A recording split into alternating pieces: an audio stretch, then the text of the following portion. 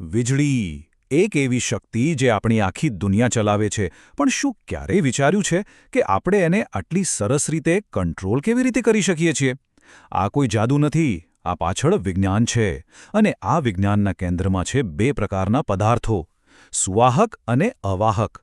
ચાલો આજે આ બંનેની અંદરની દુનિયામાં એક સફર કરીએ.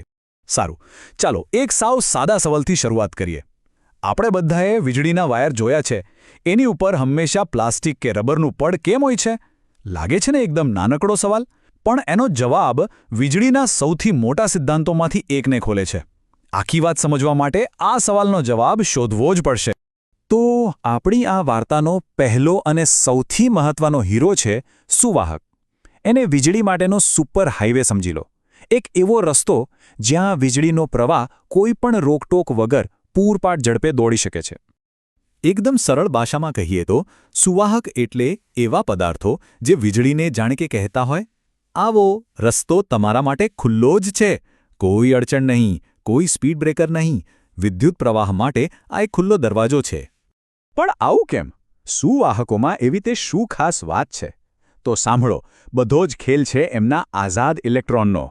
આ ઇલેક્ટ્રોન કોઈ બંધનમાં નથી માનતા, બસ એક પરમાણુથી બીજા પરમાણુ પર કૂદતા જ રહે છે.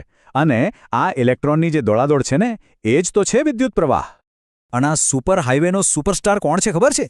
તાંબુ. આપણા ઘરના વાયરિંગથી લઈને ફોનના ચાર્જર સુધી બધે જ તાંબાનું રાજ છે. કેમ? કારણ કે વીજળી માટે એકદમ પરફેક્ટ રસ્તો પૂરો પાડે છે. પણ વિચારો, જો હાઈવે હોય તો તેની બંને બાજુ સુરક્ષા માટે ગાર્ડરેલ તો જોઈએ જ ને. બસ અહીં જ એન્ટ્રી થાય છે આપણા બીજા પાત્રની, જે છે અવાહક. આ છે વીજળીના અસલી બોડીગાર્ડ, એના રક્ષકો. આ સુવાહક કરતાં બિલકુલ ઉલટું કામ કરે છે. તે વીજળીના રસ્તા પર નો એન્ટ્રીનું મોટું બોર્ડ લગાવી દે છે. એ પ્રવાહને ત્યાં જ અટકાવી દે છે, આગળ વધવા દેતો જ નથી. યાદ છે પેલા સુવાહકના આઝાદ ઇલેક્ટ્રોન? અહીં એવું બિલકુલ નથી. અવાહકના પરમાણુઓ તો પોતાના ઇલેક્ટ્રોનને એટલી મજબૂતીથી જકડી રાખે છે કે બિચારા ક્યાંય ભાગી જ ના શકે. એટલે જ તો રબર, પ્લાસ્ટિક કે કાચમાંથી વીજળી પસાર નથી થઈ શકતી. અને લો, મળી ગયો આપણા શરૂઆતના સવાલનો જવાબ. વાયરની અંદર જે તાંબુ છે એ સુપર હાઈવે છે, અને એની ઉપર જે રબર કે પ્લાસ્ટિકનું પડ છે એ છે ગાર્ડરેલ. એ વાતની ખાતરી કરે છે કે વીજળીનો પ્રવાહ ભૂલથી પણ આપણા સુધી ન પહોંચે અને સીધો પોતાના મુકામ સુધી જ જાય. પણ એક જ મિનિટ, આટલો મોટો ફરક કેમ? એક પદાર્થ વીજળીનો મિત્ર અને બીજો દુશ્મન? આની પાછળનું વિજ્ઞાન ખરેખર ગજબનું છે. બધો જ ખેલ પરમાણુની અંદર બેઠેલા નાના નાના ઇલેક્ટ્રોનની વર્તણૂકનો છે. આ ટેબલ પર એક નજર નાખો, આખી વાત એકદમ સાફ થઈ જશે. સુવાહક એટલે મુક્ત ઇલેક્ટ્રોન અને ઓછો અવરોધ, જ્યારે અવાહક એટલે બંધનમાં રહેલા ઇલેક્ટ્રોન અને ખૂબ ઊંચો અવરોધ.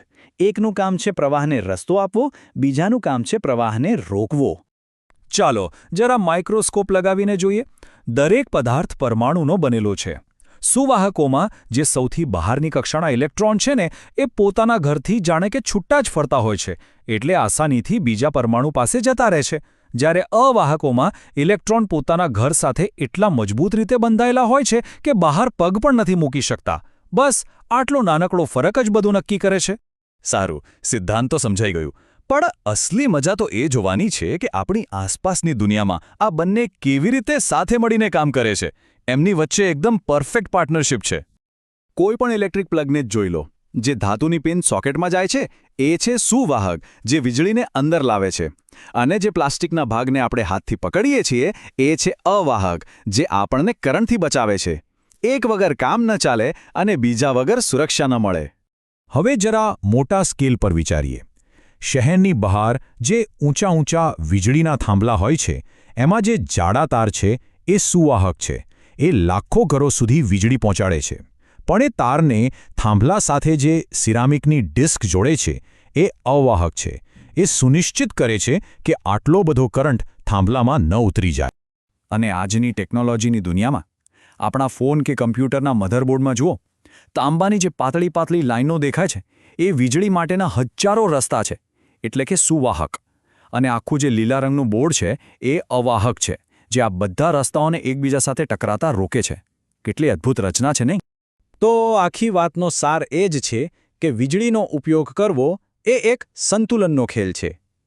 આપણને પ્રવાહ ચલાવવા માટે સુવાહકની જરૂર પડે છે અને એ જ પ્રવાહને સુરક્ષિત રીતે કાબૂમાં રાખવા માટે અવાહકની પણ એટલી જ જરૂર પડે છે. આ એક વાક્ય આખી વાતને બહુ સરસ રીતે સમજાવી દે છે. સુવાહકનું કામ વીજળીને એના મુકામ સુધી લઈ જવાનું છે અને અવાહકનું કામ એને સાચા રસ્તા પર ટકાવી રાખવાનું છે. એક જો ગાડીનું એન્જિન છે તો બીજું એનું સ્ટીયરિંગ છે.